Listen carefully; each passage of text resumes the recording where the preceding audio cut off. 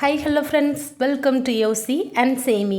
இன்றைக்கி நம்ம யோசி அண்ட் சேமி சேனலில் என்ன வீடியோ பார்க்க போகிறோம் அப்படின்னா, உங்களுக்கு வீட்டில் எவ்வளோ பெரிய கடன் இருந்தாலும் அதை ஈஸியாக அடைக்கிறதுக்கு ஒரு 5 சூப்பரான ஒரு டிப்ஸ் தான் சொல்ல போகிறேன். இந்த 5 டிப்ஸ் எதை பற்றினா, நம்ம தேவையில்லாமல் அனாவசிய செலவு பண்ணுவோம் பார்த்தீங்களா, அப்படி ஒரு 5 அனாவசிய செலவை நீங்கள் கம்மி பண்ணிட்டீங்க அப்படின்னா உங்களுக்கு இருக்கிற பெரிய கடனாக இருந்தால் கூட சீக்கிரம் அடைச்சிடலாம்.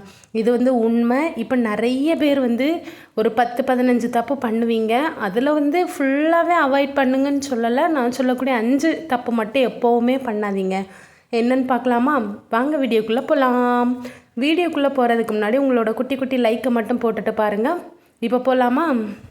இப்போ இருக்க காலத்தில் எல்லாருக்குமே ஒரே சம்பளம் தான் நிறையா வருதா அப்படின்னு கேட்டால் கிடையாது. எனக்கு ஒரு சம்பளம் வரலாம், என்னோடய ஹஸ்பண்டுக்கு ஒரு சம்பளம் வரலாம், உங்களுக்கு ஒரு சம்பளம் வரலாம், உங்கள் பக்கத்து வீட்டுக்காரவங்களுக்கு ஒரு சம்பளம் வரலாம். எல்லாருக்குமே இந்த உலகத்தில் சமம் அப்படிங்கிற வார்த்தை எதுலேயுமே கிடையாது. புரியுதா? ஒருத்தருக்கு ஒருத்தவங்க உயர்ந்து தாழ்ந்து இப்படி தான் இந்த உலகம் போயிட்டுருக்கு. ஆனால் ஒரே ஒரு விஷயத்தில் மட்டும் எல்லாருமே ஒன்றா இருக்கும். என்ன விஷயம் அப்படின்னா, எவ்வளோ பெரிய அப்பா டக்கராக இருந்தாலும் அவனுக்கும் அங்கே கடன் இருக்க தான் செய்யும். பணக்காரனாக இருந்தாலும் அவனும் பழைய கஞ்சி குடிக்க தான் செய்வான். இந்த பேசிக்கான வார்த்தையை மட்டும் தெரிஞ்சவன் புத்திசாலி. தெரியாமல் இருக்கிறவங்க தான் ஐயோ நமக்கு மட்டும்தான் கடன் இருக்குது, நமக்கு மட்டும்தான் கடன் இருக்குன்னு மண்டையோடு போட்டு அடிச்சுட்டு கிடப்பாங்க. அது அப்படி நினைக்கவே கூடாது. ஓகேவா? எவ்வளோ வருமானம் வாங்கினாலும் வரக்கூடிய சம்பளம் வீட்டு வாசல் வர எட்டி பார்த்துட்டு கடகட குடுகுடுன்னு கடன்காரன் கைக்குள்ளே போயிடுதே அப்படின்னு நிறைய பேர் இருந்து அழுவோம். ஏன்னா சம்பளம் வர்றதுக்கு 4 நாளைக்கு முன்னையே கடன்காரன் ஃபோன் பண்ணுவான், என்ன எனக்கு 10,000 ரூபாய் தரலையா, 20,000 தரலையான்னு.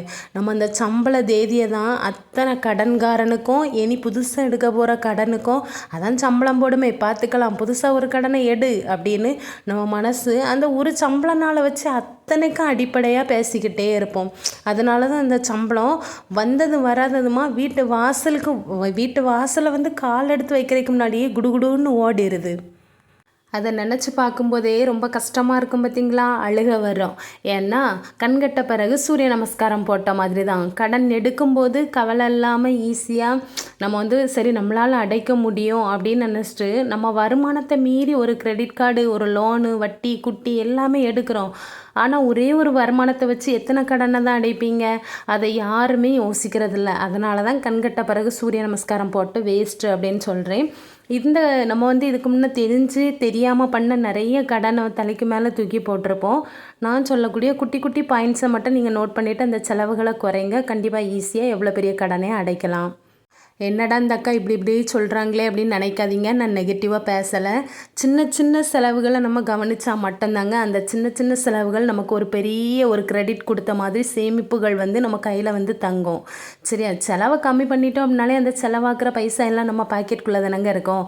அப்படி பார்த்தீங்க அப்படின்னா இன்றைக்கான செலவு எதை குறைக்கணும் அப்படின்னா, நம்ம வீட்டு ஆம்பளைங்க பொதுவாக மேக்ஸிமம் எல்லார் வீட்லேயுமே ஆம்பளைங்க டீ காஃபி குடிக்கிறது வழக்கமாக வச்சுருப்பாங்க. ஒரு சில பேர்லாம் காலையில் எழும்புனதும் பல்லு விளக்குறாங்களோ இல்லையோ டீ கடை எங்கே ஓப்பன் பண்ணியிருக்காங்களோ அங்கே போய் நின்று பேப்பர் படித்து ஒரு டீயும் குடித்து ஒரு வடையும் சாப்பிடுவாங்க. சரி, ஒரு டைம் அப்படின்னு பார்த்தா வேலைக்கு போய் ஒரு 10 மணிக்கான ஒன்று, மத்தியானம் 3 மணிக்கு ஒன்று, சாயந்தரம் 6 மணிக்கு 7 மணிக்கு ஒன்று, அப்படி ஒரு நாளைக்கு 3 தடவை 4 தடவை அந்த கடைகளில் கிடைக்கக்கூடிய டீயையும் காப்பியும் வாங்கி குடிக்கிறாங்க. எங்கள் ஊரில் ஒரு டீ காப்பி சின்ன கப்பில் தான் துண்டு இருக்கும். அது எவ்வளோன்னா 15 ரூபா கொடுப்பாங்க. அந்த 15 ரூபாய்க்கு நம்ம ஒரு பாக்கெட் பால் வாங்கிட்டு வந்தால் வீட்டில் இருக்க எல்லாருமே ஷேர் பண்ணி குடிக்கலாம். ஒரு நேரம் டீ காஃபி குடித்த திருப்தி இருக்கும். புரியுதா? அப்போ ஒரு நாளைக்கு ஒரு நேரத்துக்கு 15 ரூபா ஒரு டீ குடிக்கிறோம். இதில் வேறு மகராசன் தொட்டுக்கிறதுக்கு ஒன்றும் இல்லையேன்னு வடை வாங்கி திம்பாங்க பாருங்க. அது நமக்கு டேஸ்ட்டாக இருந்துச்சு அப்படின்னா ஒரே டைமில் 2-3 புறக்கி சாப்பிடுவோம். ஏன்னா கடைக்கு போனால் கை நிற்காது. திங்கும்போது மனசு சொல்லும், என்னத்தை உலகத்தில் கொண்டு போகிறோம், தின்னுடா நண்பா அப்படின்னு மனசு சொல்லும்போது ஃப்ரீயாக அந்த காத்தோட்டத்தில் வடை, சமோசா, அதிரசம் எல்லாம் புறக்கி திம்போம். மொத்த பில் பார்த்திங்க அப்படின்னா ஒரு சில பேருக்கு ஒரே டைமில் டீ கடையில் 100 ரூபாய் ஆயிரும். இல்லை ஒரு காஃபி ஒரு வடை வச்சு நம்ம சாப்பிட்டோம் அப்படின்னாலே ஒரு நேரத்துக்கு எவ்வளோ ரூபாய் வரும்? 25 ரூபாய் வருதா? அப்போது ஒரு நாளைக்கு நீங்கள் 3 வேளை டீ குடிக்கிறீங்க, காஃபி குடிக்கிறீங்கன்னா 3 வேளைக்கு 45 ரூபா டீக்கும் காஃபிக்கும் ஆகும். உண்மை தானே? அதே மாதிரி வடை எங்கள் ஊரில் 10 ரூபா, வடை சமோசா எதுனாலும் 10 ரூபா. 3 நேரமும் நம்ம 3 சாப்பிட்டோம் அப்படின்னா அதில் 30 ரூபா போயிருதா? இப்போது நமக்கு ஒரு நாளைக்கு டீ கடையில் எவ்வளோ ரூபா ஆகுது அப்படின்னா குறைஞ்சது ஒரு 75 ரூபாயிலேருந்து 80 ரூபா. 3 நேரமும் குடிக்கிறோம், 3 நேரமும் சாப்பிட்றோம். அப்படிங்கும்போது நமக்கு 75 ரூபா ஆயிரும். இல்லை, ஒரு சில பேருக்காக மட்டும்தான் நான் ஒரு 50 ரூபா கணக்கு போட்டிருக்கேங்க. ஒரே ஒரு நாள் நீங்கள் வந்து ஒரு வேளை மட்டும் குடித்தா போதும். ஒரே ஒரு நேரம் மட்டும் நீங்கள் ஒரு காஃபியும் ஒரு வடையும் குடிச்சிங்க அப்படின்னா 30 ரூபா செலவு வந்து உங்களுக்கு டீ கடையோட போயிடும். மீதி 2 வேளை டீ குடிக்கிறத நீங்கள் அவாய்ட் பண்ணீங்க அப்படின்னாலே உங்களுக்கு 50 ரூபா ஒரு நாளைக்கு லாபம் பிடிக்கலாம். வேறு 50 ரூபா தானே லாபம் அப்படின்லாம் கேட்காதீங்க. ஒரு நாளைக்கு 50 ரூபான்னா ஒரு மாதத்துக்கு எவ்வளோங்க? 30 நாளைக்கு 50 ரூபா வச்சு நீங்கள் பெருக்கி பார்த்தா கூட 1500 வரும்.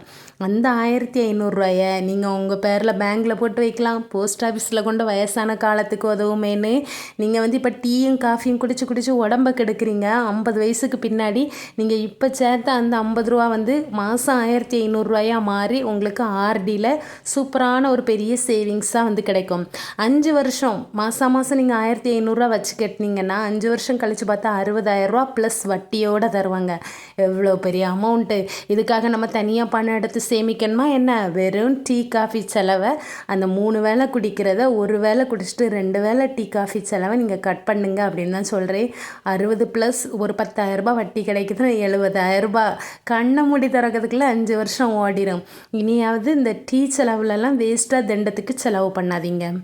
அடுத்து பார்த்திங்கன்னா, நம்ம எங்கேயாச்சும் வெளியில் போகும்போது நம்ம வீட்டில் இருந்து கையில் தூக்கிட்டு போகிறதுக்கு மாச்சல் பிடிச்சி தண்ணி பாட்டில் எதுவுமே கொண்டு போக மாட்டோம். சரி இருக்கட்டும், போகிற வழியில் பார்த்துக்கலாம் அப்படின்னு கடகடன்னு கிளம்பிடுவோம். போகிற வழியில் பார்த்திங்கன்னா ஒரு பாட்டில் தண்ணி 20 ரூபா இல்லைன்னா 30 ரூபா இருக்குது. அதே நம்ம வீட்டில் இருக்கக்கூடிய 1 லிட்டர் கேனில் எடுத்துகிட்டு போனோம் அப்படின்னா அந்த 30 ரூபா ஈஸியாக லாபப்படுத்தலாமா? ஒரு பாட்டில் தண்ணி தான் வாங்குவோமா? நிறைய பிள்ளை குட்டிங்க இருக்க வீட்டில் 2-3 பாட்டில் வாங்குவோம். அப்போ அதில் ஒரு 100 ரூபாய் லாபமாக இருக்குமா? நாளைக்கு நம்ம எங்கே போகிறோன்னு தெரிஞ்சுக்கிட்டோன்னா வீட்டில் இருந்தே முந்தின நாள் முறுக்கு அப்படி இல்லைன்னா வீட்டில் என்ன ஸ்நாக்ஸ் செய்ய தெரியுமோ அதை வாங்கிக்கோங்க. இல்லை அப்படியே உங்களுக்கு ஸ்நாக்ஸ் வாங்கணுன்னு ஆசைப்பட்டீங்கன்னா மொத்த விற்பனை கடைகளில் போய் ஒரு பண்டில் மாதிரி வாங்கினீங்கன்னா உங்களுக்கு காசு கம்மியாக இருக்கும். அந்த போகிற ஸ்பாட்லேயே நம்ம ஒரு பெரிய டவுன் ஏரியாவுக்கு போகிறோன்னீங்களா, அங்கே வந்து அவங்க சொல்கிற விலை கொடுத்து தான் நம்ம வாங்குகிற மாதிரி இருக்கும். அதனால் அந்த ஸ்நாக்ஸ் அப்படிங்கும்போது மேக்ஸிமம் ஒரு 200 300 நமக்கு கடைகளில் திண்ட செலவு போட்ட மாதிரி இருக்கும். அதே மாதிரி காலையில் ஒரு இடத்துக்கு போகிறோம், இன்றைக்கி சாயந்தரம் நம்ம வீட்டுக்கு வந்துடலாம் அப்படின்னு தெரிஞ்சால் போகிற வழியில் நீங்கள் லெமன் ரைஸ், தக்காளி சாதம் ஏதாவது ஒன்று வீட்டிலையே கட்டிச்சோறு மாதிரி கொண்டு போங்க. ஏன்னா அது வந்து டேஸ்ட்டு வேறு லெவலில் இருக்கும்.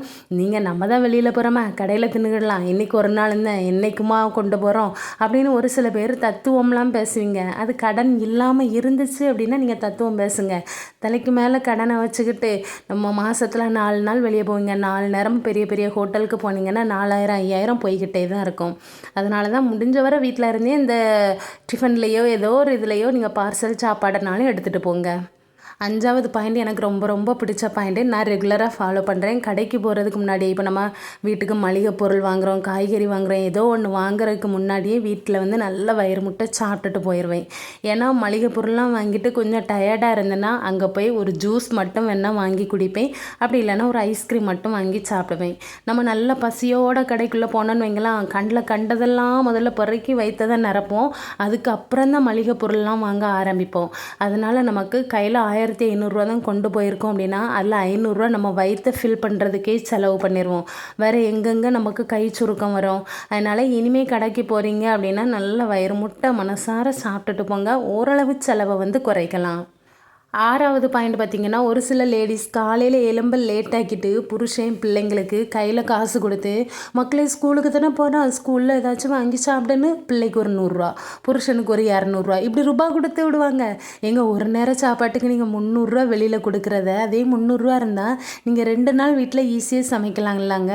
நீங்கள் காலையில் கொஞ்சம் சீக்கிரமாகவே எழும்பி பணத்தை எதுலெல்லாம் மிச்சம் பிடிக்கணுமோ அந்த வழிகளில் நீங்கள் ஒரு பெண் நினச்சா மட்டும்தான் எதையும் சாதிக்க முடியும். சரியா? இந்த மாதிரி வெளியில் சாப்பிட்றதுக்கு பசங்களை சின்ன வயசுலேயே பழக்கி விடக்கூடாது. சரியா? அது வந்து தப்பான பழக்கம். கடைசி பாயிண்ட் பார்த்திங்க அப்படின்னா, எவ்வளோ பெரிய ஆப்போ இல்லை பெரிய பெரிய சூப்பர் மார்க்கெட்டு, டிமார்ட் எங்கேனாலுமே காம்போ ஆஃபர் ஒன்று வாங்கினா ஒன்று ஃப்ரீ அப்படிங்கிற போர்டை பார்த்து மட்டும் மயங்கிறாதீங்க. ஏன்னா உங்கள் வீட்டுக்கு அது ரொம்ப ரொம்ப தேவை அப்படின்னா மட்டும் அந்த ஆஃபரில் போட்டிருக்கதை பார்த்து மயங்கி பொருளை வாங்குங்க.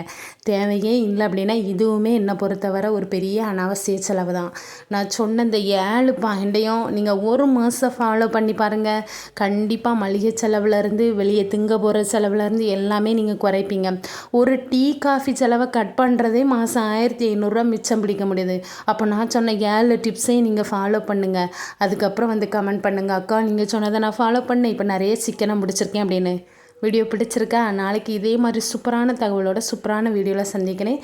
கண்டிப்பாக எல்லாருமே யோசிங்க, சேமிங்க. வாழ்க வளமுடன். பாய்.